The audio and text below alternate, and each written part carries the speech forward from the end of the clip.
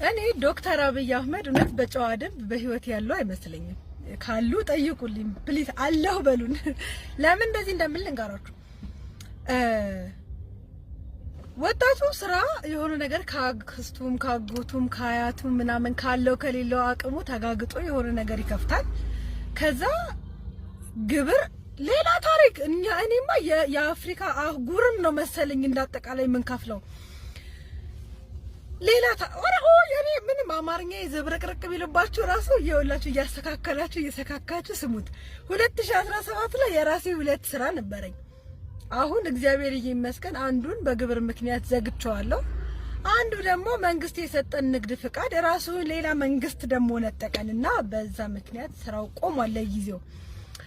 ስለምን እንደማወራ በእርግጠኝነት አብዛኞቻችሁ ይገባችኋል። ግን እኔ አባይ ሲገደብ ተገድቦ ሲያልቅ እንኳን ደስ ያላችሁ ኢትዮጵያውያን ብለው ቲቪ ላይ ያየናቸው እኔ ዶክተር አብይ አህመድ አይመስሉኝም። ጠርጥሩ።